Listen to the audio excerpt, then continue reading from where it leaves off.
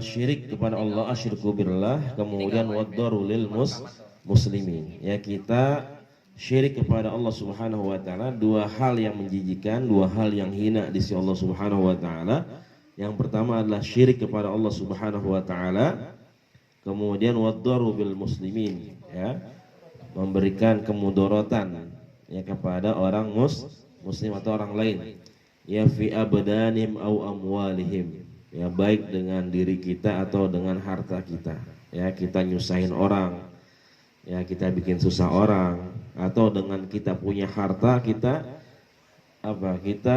bikin kebijakan, atau kita bikin undang-undang, ya, atau kita bayar orang buat mencelakakan orang lain.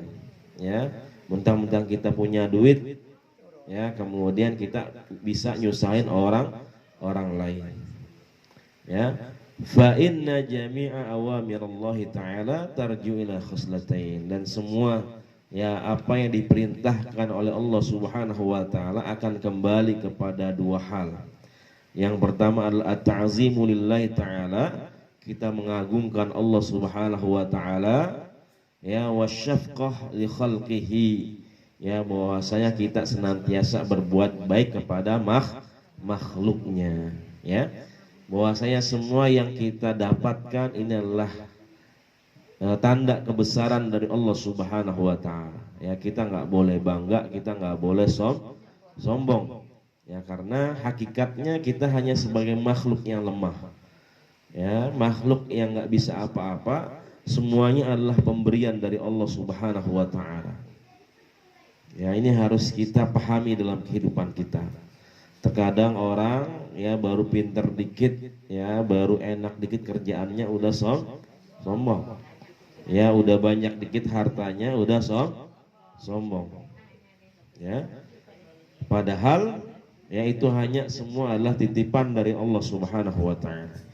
Ya, wasyafqatu li khalqi, dan senantiasa kita berbuat baik kepada orang lain. Makanya Rasulullah pernah ditegur sama Allah.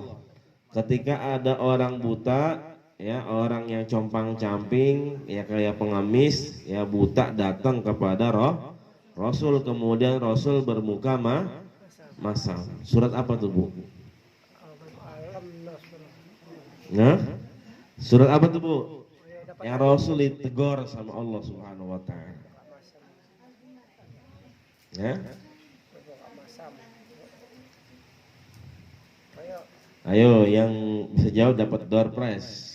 Ya, kue talam dari Teh Zinai 1. Nggak boleh nambah. Ya, surah. Ah ya, gua baru ngeliat Google. Surah Abasa, ya, Abasa wa tawal, ya, anja'ahul a'ma, ya, wa ma yudrika, dan terusnya, ya, abasa wa tawalla anja'ahul a'ma, ya, bahwasanya Rasul ketika itu bermuka masam kemudian berpaling, abasa wa tawalla anja'ahul a'ma, ketika ada orang buta datang kepada Rasul. Ya, jadinya apa? Artinya kita muka mesem aja, ya, kita cemberut aja itu nggak boleh, Bu, sama orang. Ya, apalagi kita sampai bikin orang susah. Ya, Ibu kalau dimesemin sama orang enak nggak? Ya, ada orang cemberut baik ngeliat Ibu. Ibu kira-kira demen nggak begitu? Ya Allah, ya dalam hati udah istighfar aja. Ya, subhanallah, ya, karena banyak orang-orang seperti itu. Ya, masih banyak. Ya, saya juga ngerasain. Ya, ada orang kalau ketemu saya cemberut baik. Ya, tapi kita tetap negor. Ya, kita tetap nyapa, kita tetap panggil kalau lewat. Walaupun dia nggak pernah negor sama kita, ya, nggak pernah senyum sama kita tegur. Ya, yang penting tadi kita udah nyapa duluan, kita udah berbuat baik kepada orang lain. Ya, urusan dia yang mau senyum sama kita, ya, urusan dia balas teguran kita itu urusan belakang. Yang penting kita udah negor duluan, ya, sebagai saudara. Ya, nggak perlu kita dendam, nggak perlu kita kesal, ya kita tetap sambung tali silaturahim, ya. Karena di situ kita yakin ada keberkahan yang Allah berikan buat kita. Ya insya Allah. Ya, jadi mesem aja, cemberut aja nggak boleh, apalagi kita sampai nyusahin orang. Ya, gara-gara kita misalkan ya ada orang yang seharusnya dia dapat warisan dari orang kita tahan warisannya, kita ambil warisannya. Ya, sampai orang tersebut nggak bisa sedekah, nggak bisa infak, ya, gara-gara hartanya diambil sama kita. Nauzubillahi min zalik. Padahal itu adalah hak dia, ya. Yang tadinya dia harusnya dapat warisan, ya, dia bisa sedekah, dia bisa haji, bisa umroh ataupun yang lainnya, gara-gara kita tahan dia nggak bisa berbuat baik. Artinya itu nyusahin orang. Ya, yang seperti saya bilang bahwasanya hidup kita simpel, Bu. Ya, hidup kita ini simpel kalau kita mau ikut aturan Allah dalam Al-Qur'an dan sunnah Rasul, itu gampang. Ya, semuanya enak adem. Ya, bikin hati kita jadi tenang. Yang bikin ribet apa? Yang bikin ribet ego kita, hawa nafsu kita sama akal pikiran kita. Apalagi kalau akal pikirannya sudah kalah sama hawa nafsunya sama egonya. Yang ada hanyalah tadi, ya, kezaliman, ya, nyusahin orang, ngerugiin orang. Ya. Jadi Allah kasih kita akal itu buat berpikir. Ya, ada manfaatnya. Allah bedakan kita dengan makhluk yang lain supaya kita bisa mikir. Kita bisa tafakur, ada firman Allah, ada tanda-tanda kebesaran Allah Subhanahu wa taala. Ya. Ketika kita dapat gaji, berarti bukan semua ini gaji kita buat kita, ada hak orang lain kita sisihkan supaya kita berpikir di situ. Ya. Kalau kita nggak punya pikiran seperti itu, jadi akal kita itu kalah sama hawa nafsu kita. Yang tadi adanya penyakit dalam diri kita, pelit, kikir, nggak mau sedekah, nggak mau bantu orang lain. Ya. Begitu, Bu. Jadi jangan sampai ya akal pikirannya kalah sama hawa nafsunya. Jadi hidup kita sebenarnya simpel. Kalau kita mau ikut aturan Al-Qur'an, hadis udah gampang. Ya, itu berkah tuh. Ya, tapi kehidupan kita kebanyakan nentangnya, kebanyakan bandelnya. Ya, ngikutin hawa nafsu kita, ego kita, sampai akal pikiran kita ya nggak kita gunain. Ya, nauzubillahi min dzalik. Jadi mudah-mudahan tadi pertama kita bisa lebih beriman kepada Allah Subhanahu wa taala, kita mengenal Allah Subhanahu wa taala dengan nama-nama dan sifat-sifatnya. Ya, boleh nanti dikaji misalkan sama Ustaz Andri, ya, kalau ada Al-Quran yang membahas tentang sifat-sifat Allah, misalkan Ar-Rahman Ar-Rahim, kemudian Al-Malik Al-Qudus, itu kan banyak yang belum kita paham. Ya, minta diajarin maksudnya apa saat ya Al-Qudus itu, Al-Wahhab itu apa, Ar-Razzaq, ya Al-Basit, ya Al-Qabid. Nah, itu perlu dikaji itu supaya kita tambah mengenal Allah, sehingga kita tambah yakin kepada Allah Subhanahu wa taala. Dan kedua tadi, kita senantiasa memberikan manfaat untuk orang lain. Kita bantu orang lain nggak mesti nunggu kita kaya. Pokoknya kita punya apa, kalau misalkan ada orang minta pertolongan kita bantu. Ya. Kalau misalkan ada orang minjem duit, nggak apa-apa. Kalau ibu misalkan nggak bisa bantu semua, setengahnya. Ya. Tapi mudah-mudahan yang minjem juga tahu diri. Ya. Bisa balikin tepat waktu atau bisa balikin walaupun telat waktunya, ya. Insyaallah mudah-mudahan ya apa yang kita kaji malam hari ini bisa bermanfaat buat diri kita, ya, bisa menambah hazanah keilmuan kita, tambah keimanan kita, tambah lebih baik lagi diri kita di sisi Allah Subhanahu wa taala. Amin ya rabbal alamin. Mungkin ada yang tanyakan sampai sini? Iya, nanya untuk keteguhan iman tadi itu, Ustaz. Tadi tertarik itu tentang apa ya, yang bab pertama itu masalah keimanan dan manfaatnya itu Ustaz. Kalau dilihat masalah iman itu memperbaiki iman kepada Allah, mengenal diri, kita pasti mengenal Allah. Kadang-kadang biasanya kita mengenalin diri tapi kita nggak mengenal Allah. Itu maksudnya itu gimana ya? Saya pernah dapat wasiat sama ayah saya, kenalin diri lo gitu. Nanti kalau lo tahu diri lo, pasti lo kenal namanya Allah. Dari mana penciptaan kita lahir dan nanti kita dewasa sampai kita mati. Yang ditanyain itu konsekuensinya kita mengenal Allah pada diri kita, manfaat itu apa sih Tat? Hubungannya gitu ya? Iya. Hubungannya kalau kita kenal diri kita, kemudian kita bisa mengenal Allah Subhanahu wa taala. Ya, man arafa nafsahu faqad arafa rabbah. Ya. Karena dalam hadis yang lain dijelaskan ana inda dhanni abdi, bahwasanya aku adalah bagaimana prasangka hambaku. Nah, yang pertama tadi memang kita harus kenal diri kita. Ya. Jadi diri kita ini udah kenal belum sama Allah Subhanahu wa taala? Ya, jangan-jangan ya kita ngaku kenal tapi kita belum kenal, atau kita cuman sok-sok kenal sama Allah Subhanahu wa taala. Kita harus tahu dulu diri kita. Ya, apakah kita sudah beriman, sudah bertauhid dengan benar, ya.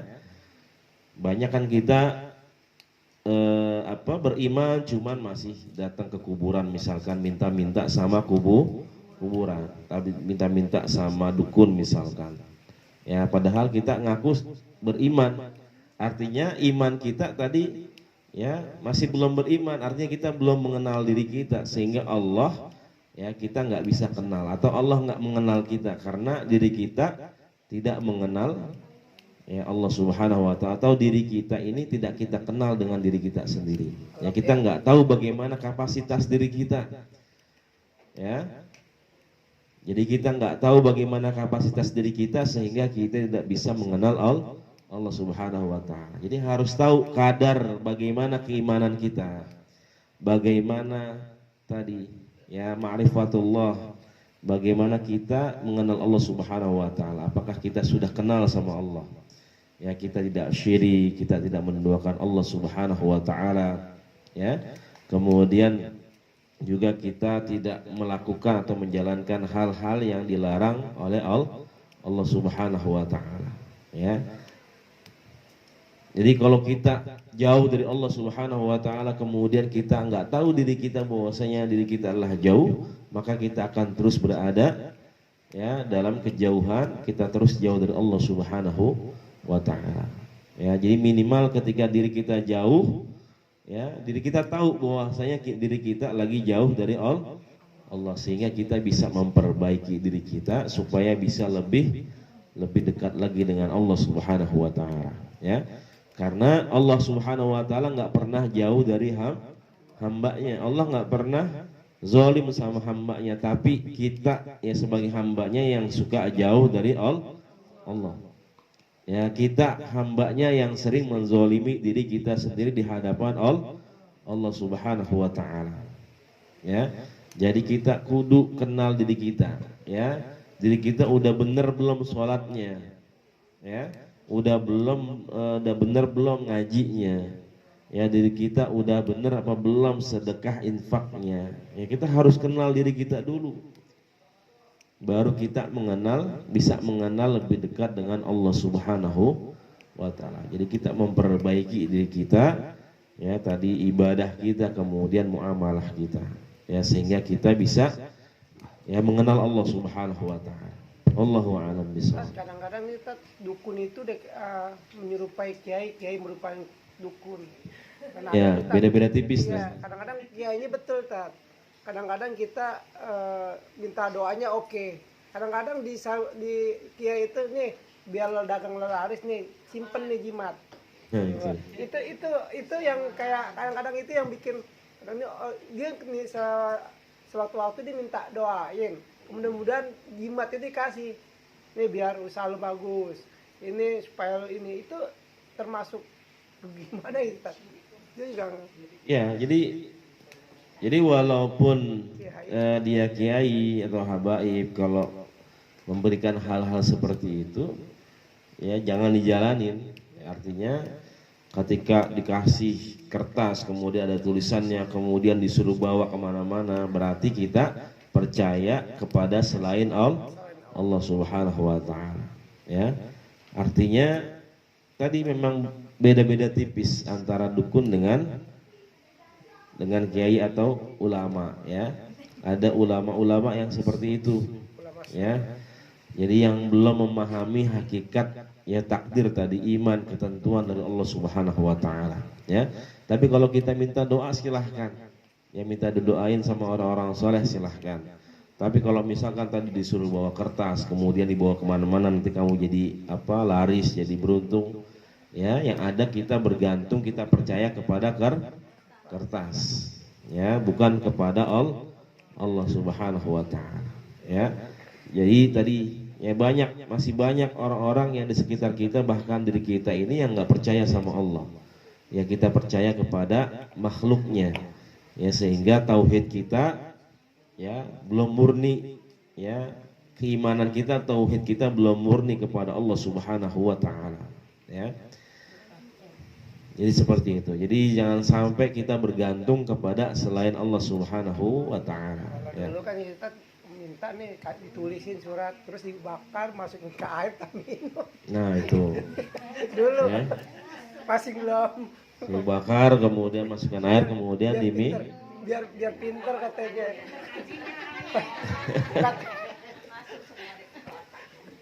Biar pinter katanya.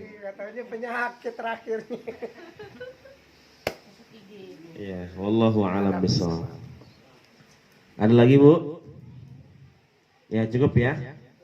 Ya, insyaallah mudah-mudahan ya kita teruskan nanti ke hadis yang berikutnya. Ya, hadis yang maqalatus tsaniyah. Ya, nasihat yang kedua dari bab dua perkara itu, dua nasihat. Jadi mudah-mudahan insyaallah panjang umur kita, sehat badan kita. Ya, terus semangat, terus istiqamah ya Allah Subhanahu wa Ta'ala. Yang meramaikan majelis ilmu, menghidupkan sunnah Rasulullah Sallallahu Alaihi Wasallam. Mari kita tutup majelis kita dengan membaca doa kafaratul majelis. Subhanakallahumma wa bihamdika asyhadu an la ilaha illa anta astaghfiruka wa atubu ilaik. Yang benar dari Allah Subhanahu wa Ta'ala. Jika ada yang salah, yang keliru dari pribadi diri saya, mohon dibukakan pintu maaf yang seluas-luasnya. Nasrun minallahi wa fatun qarib wa basyiril mu'minin. Assalamualaikum warahmatullahi wabarakatuh.